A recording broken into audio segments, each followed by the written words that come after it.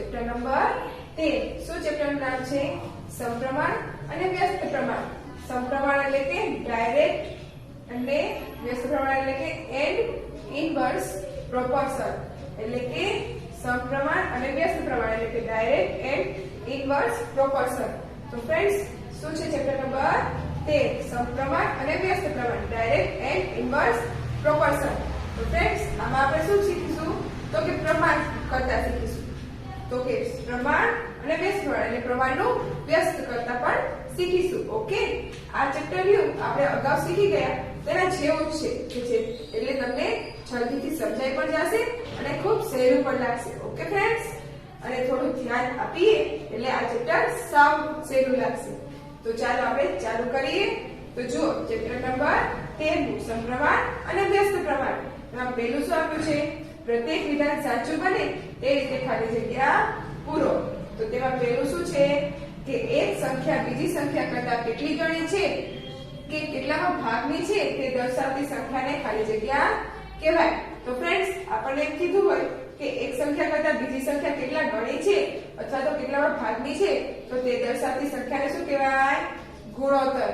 તો ગુણોત્તરની વ્યાખ્યા શું થઈ? તો કે એક સંખ્યા બીજી સંખ્યા કરતા કેટલા ગણી છે અથવા તો કેટલામાં ભાગની છે તે દર્શાવતી સંખ્યાને શું કહેવાય? યસ, ગુણોત્તર.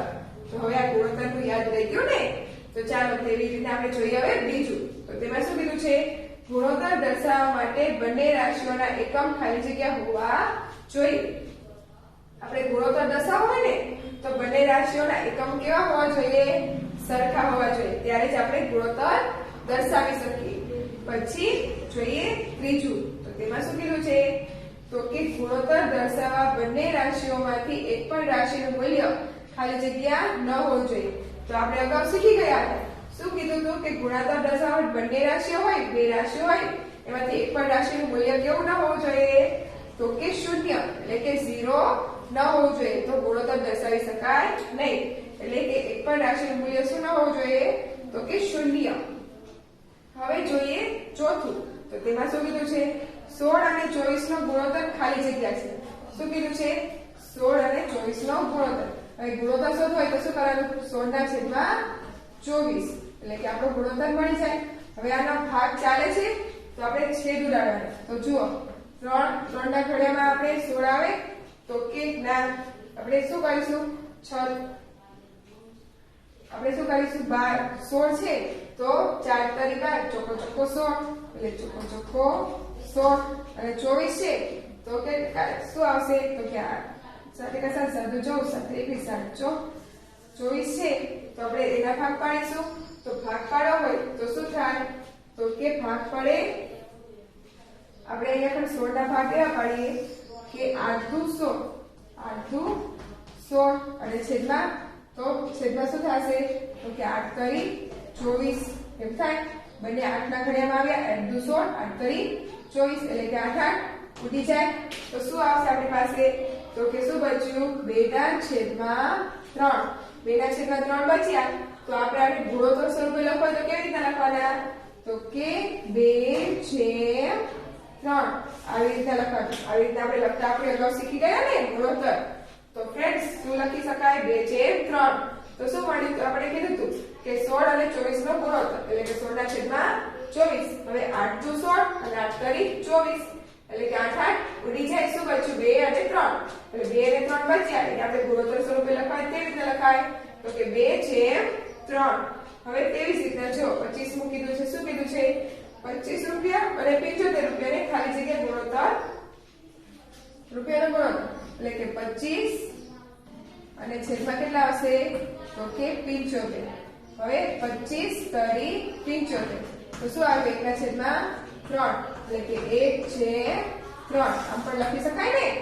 1 ના છેદમાં 3 આવ્યો એટલે કે 1/3. તો ફ્રેન્ડ્સ, સમજાઈ ગયું? છઠ્ઠા 5 સુધીની દરેક ખાલી જગ્યાઓ સમજાઈ ગઈ ને? તો ચાલો હવે જોઈએ આપણે છઠ્ઠું. તો છઠ્ઠામાં શું કીધું છે? તો કે છઠ્ઠામાં કીધું છે કે 2 10 3 અને 15 એ સંખ્યાઓ ખાલી જગ્યામાં છે. તો શું કીધું છે? તો કે 2 10 3 15 એટલે કે 2 ના ઘડિયામાં 10 આવે અને 3 ના ઘડિયામાં 15 આવે એટલે કે આ શું છે સંખ્યાઓ પ્રમાણમાં છે ને 2 પંચા 10 અને 3 પંચા 15 એટલે કે બંને કેવી છે પ્રમાણમાં છે. હવે જોઈએ 7મું. તો તેમાં શું કીધું છે એક રાશિ વધે તો બીજી રાશિ તેટલા જ પ્રમાણમાં વધે. જો એક રાશિ ઘટે તો બીજી રાશિ તેટલા જ પ્રમાણમાં ઘટે. તે પ્રમાણ ખાલી જગ્યા પ્રમાણ કહેવાય. જુઓ જેમ કે r છે તો અહીંયા આગળ આપણે ગુણ્યા 8 વધાર્યા તો અહીંયા આગળ પણ 8 કર્યા અને જો ઘટાડે તો પણ અહીંયા ઘટે.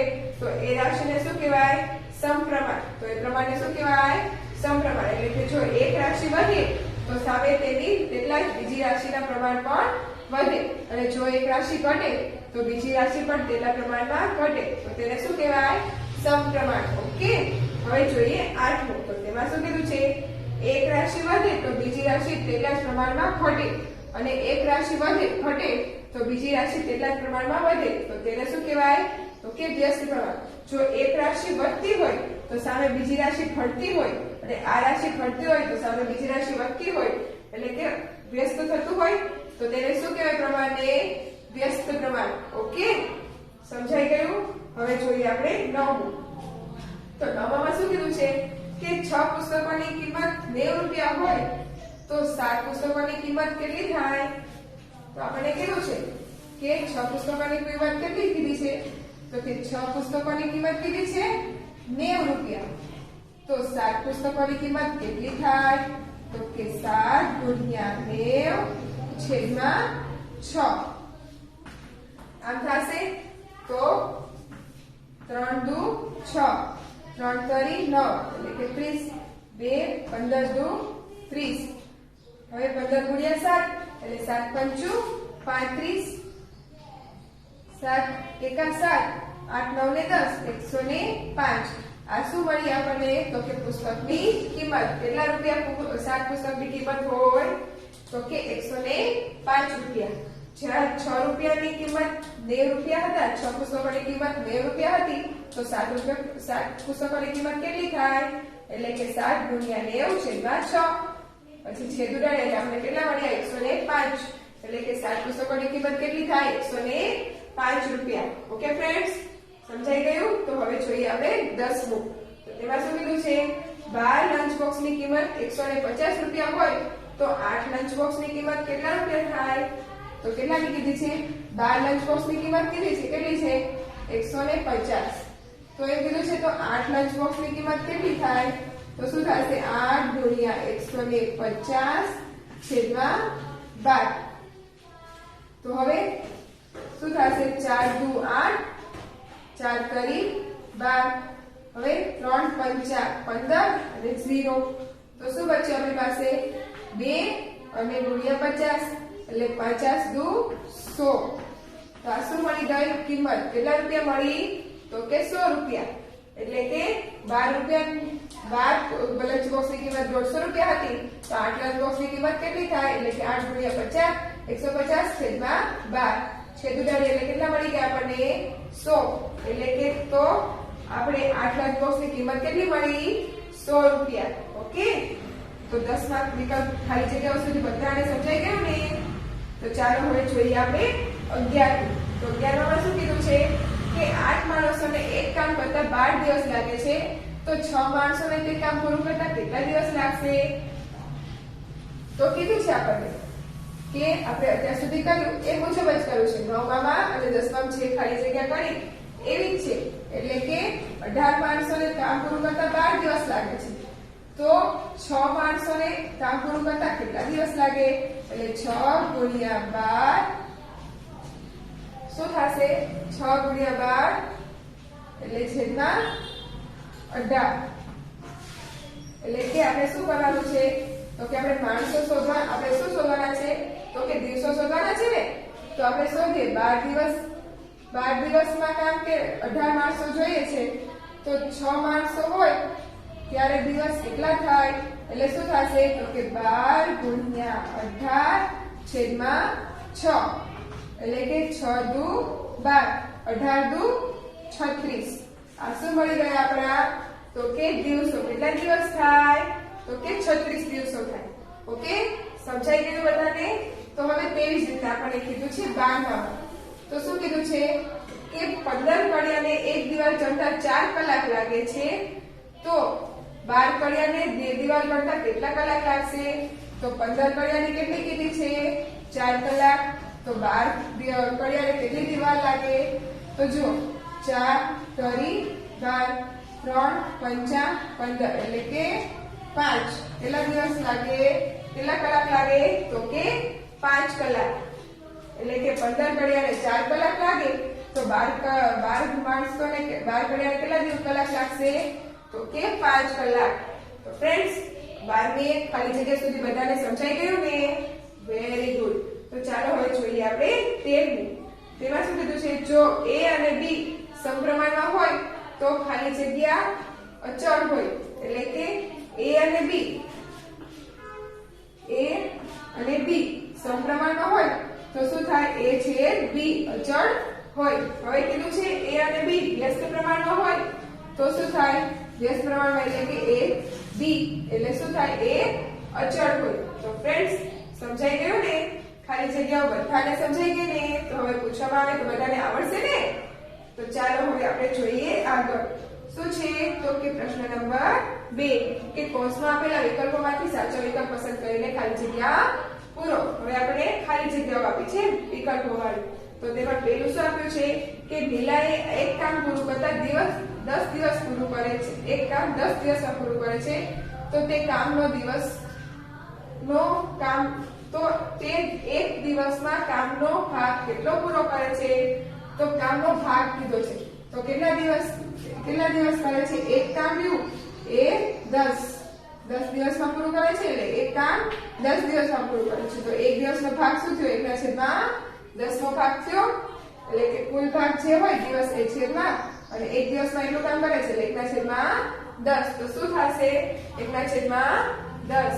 એટલે કે એક દિવસમાં 1/10નો ભાગ પૂરો કરે છે. હવે તેવી જ રીતના જોઈએ બીજું. તો તેમાં શું કીધું છે? ઉમા એક કામનો 1/6 ભાગ એક દિવસમાં પૂરો કરે છે, તો આ કામ પૂરું કરતા તેને ખાલી જગ્યા દિવસ લાગશે. તો શું કીધું છે? 1/6 ભાગ એક દિવસમાં પૂરો કરે છે, તો તેને પૂરો ભાગ કરતા કેટલો લાગે? તો આને શું કરી દેવાના? વ્યસ્તમાં. એટલે કે બરાબર 6. આને વ્યસ્ત કરીએ એટલે થઈ જાય 6/1 એટલે કે 6 દિવસ. કેટલા દિવસમાં પૂરું કરશે? 6 દિવસ લાગશે. તો ફ્રેન્ડ્સ જવાબ શું આવ્યો? 6. કેવી રીતના? તો 1/6 નો ભાગ કરે છે, તો તેને વ્યસ્ત કરીએ એટલે તેના દિવસો મળી જાય.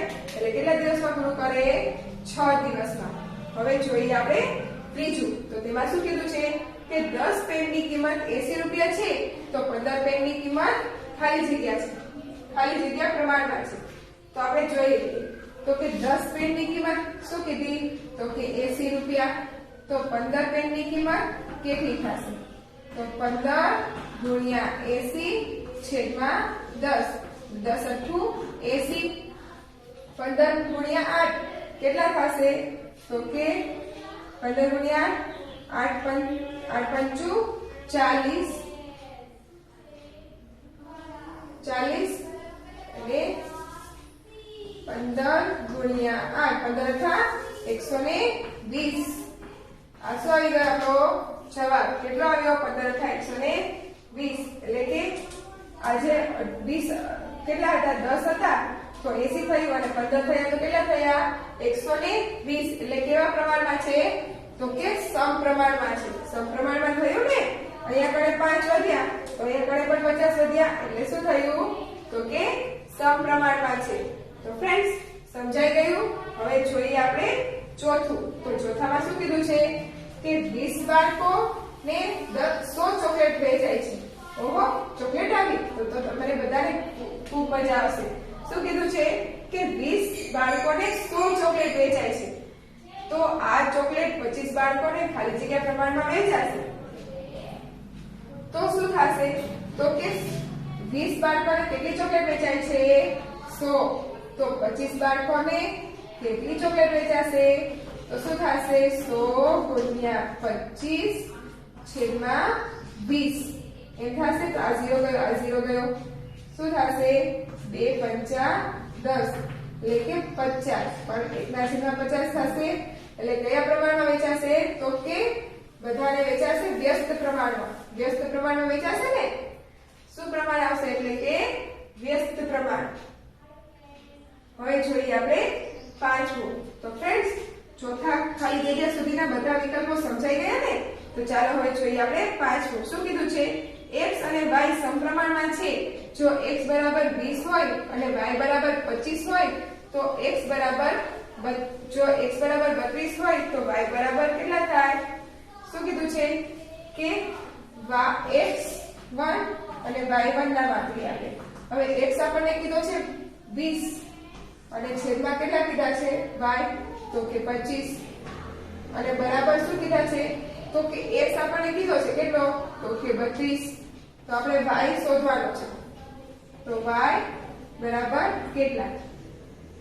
તો આપણું પ્રમાણ શું થયું? તો કે 20/25 એટલે 4. હવે એટલે શું થશે? 5 ચોક 20 અથવા તો 8 ચોક 20 એટલે 8 ચોક 32 એટલે કે શું થશે? તો કે 5 ચોક 20 અને 5 ચોક 25 એમ થયું. તો આ 5 5 ઉડી ગયા. શું આવ્યા? તો કે 4/5. હવે ઉપર 32 લાવવા હોય તો કેટલા વડે ગુણવું પડે? તો કે 4 4 × 4 4 × 8 4 × 12 ચોક 16 4 × 24 4 ચોક 24 4 7 4 4 8 ને 32 એટલે 4 8 32. તો નીચે પણ 8 વડે ગુણવા પડે એટલે 4 8 32 અને છેદમાં 8 5 40. તો છેદમાં કેટલા આવશે? તો કે y બરાબર 40. 40 આવ્યા ને? શું કર્યું? તો આપણે આના પેલા ભાગ પાડ્યો એટલે કેટલા આવ્યા? તો કે 20 છે એટલે કે 5 ચોક 20 અને છેદમાં 25 છે એટલે 5 ચોક 25. હવે 5 5 ઉડી ગયા. શું બચ્યું? 4/5. હવે અહીંયા પણ આપણે 32 આપ્યા છે તો 4 ને કેટલા વડે ગુણીએ તો 32 આવે? યસ. કેટલા વડે? 8 વડે. 4 8 32. તો નીચે પણ આપણે 8 વડે ગુણવા પડે એટલે 5 × 8 એટલે 5 8 40. તો શું મળ્યો y આપણને? તો કે 40. તો ફ્રેન્ડ્સ, અત્યાર સુધીની બધી ખાલી જગ્યાઓ સમજાઈ ગઈ ને? તો એ પૂછવામાં આવે તો બધાને આવડશે ને? છે ને સાવ સહેલી? તો ચાલો હવે આપણે બીજી આગળ ખાલી જગ્યાઓના વિકલ્પો જોઈ લઈએ. ઓકે.